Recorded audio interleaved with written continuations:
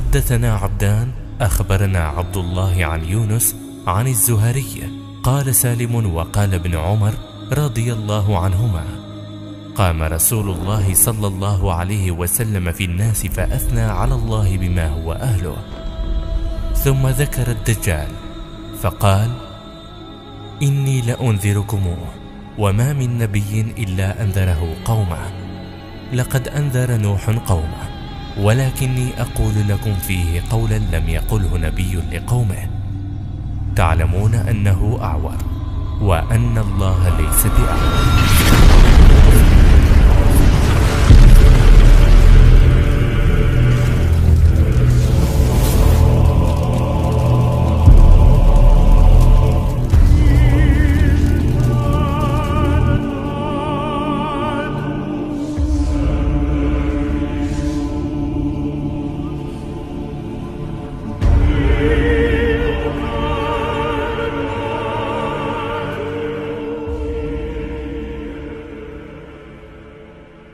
Bismillahirrahmanirrahim.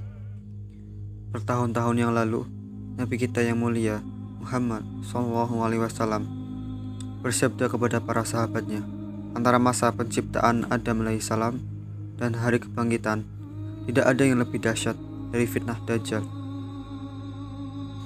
Dan hari ini, aku akan menggabungkan semua mimpi itu dalam narasi yang panjang. Dari yang telah saya saksikan tentang Al-Masih Ad-Dajjal, tingginya sekitar 6 kaki dan 1 atau 2 inci.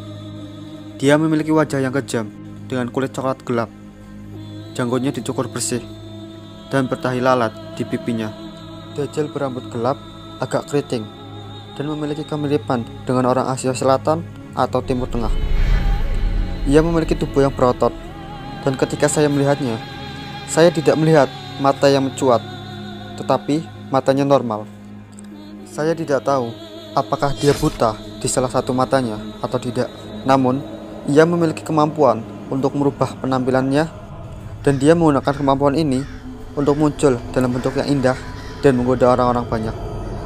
Ketika Dajjal berjalan, dia melangkah dengan kebanggaan yang besar, dan rasanya tidak ada yang bisa mendekati atau berdiri di depannya.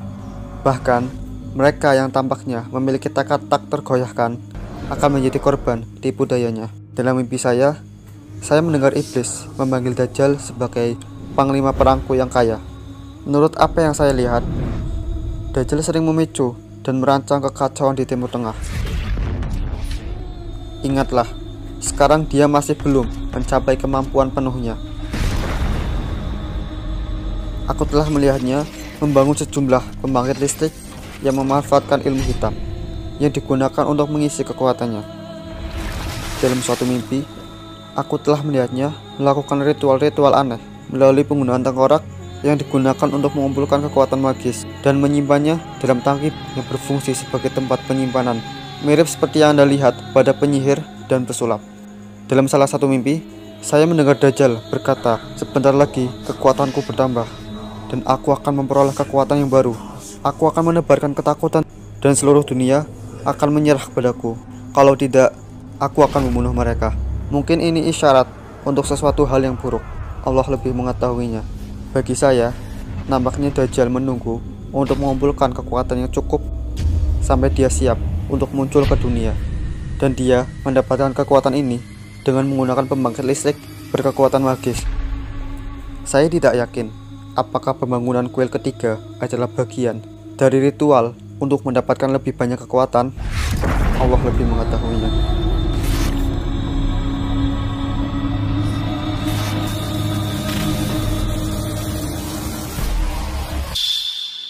Setelah Malhamah Kubro, cahaya Allah mengisi seluruh penjuru bumi, dan umat Islam mengimplementasikan perdamaian dan keadilan di seluruh dunia. Dan kedamaian ini terus bertahan selama 1 dekade. Selama masa kedamaian ini, tentara muslim membangun teknologi canggih serta persenjataan berat dan teknologi untuk mempersiapkan perang melawan Dajjal.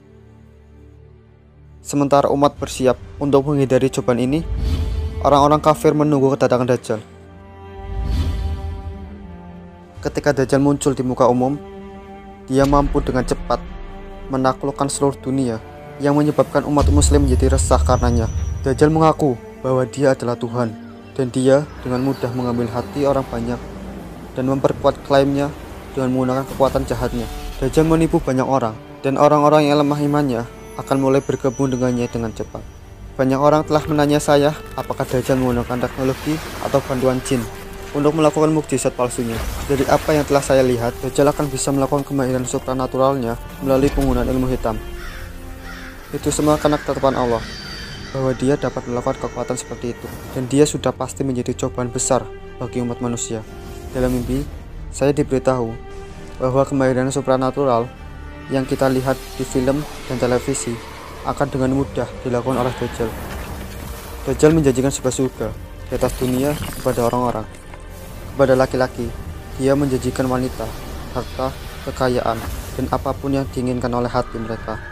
Untuk wanita, Dajjal menjanjikan akan mempercantik penampilan mereka, membuat mereka lebih menarik, dan memberikan apapun yang mereka inginkan. Karena ini, miliaran orang bergabung dengannya dalam hitungan hari. Pasukan Islam maju untuk menentang Dajjal dan melawannya serta pengikutnya.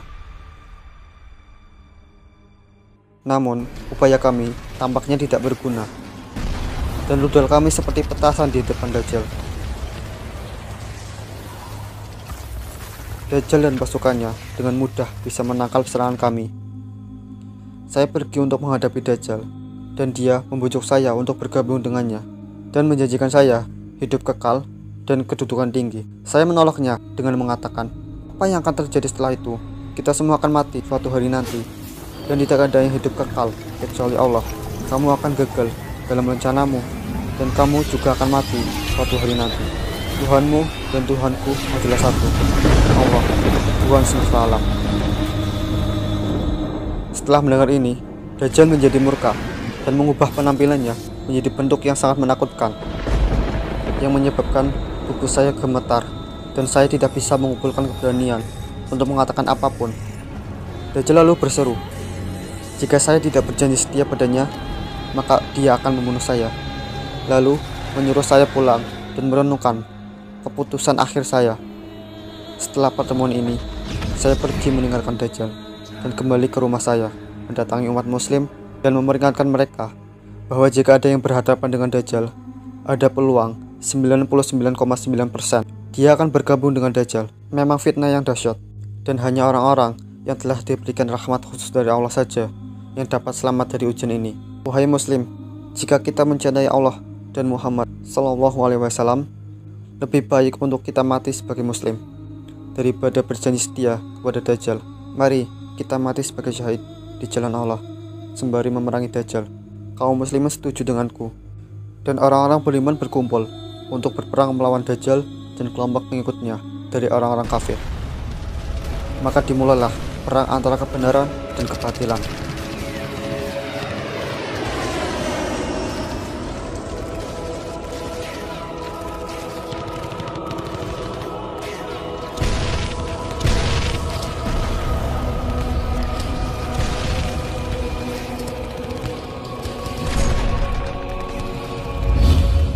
Saya melawan Dajjal menggunakan nur Allah di jari telunjuk saya dan menyerangnya untuk mengalihkan perhatiannya sehingga dia tidak menggunakan kekuatannya pada tentara muslim. Saya terus melawan Dajjal sehingga umat muslim dapat memberikan kerusakan sebanyak mungkin ke tentara Dajjal. Karena cahaya Allah, saya mampu bertarung dengan Dajjal cukup lama. Namun, Dajjal sangat kuat.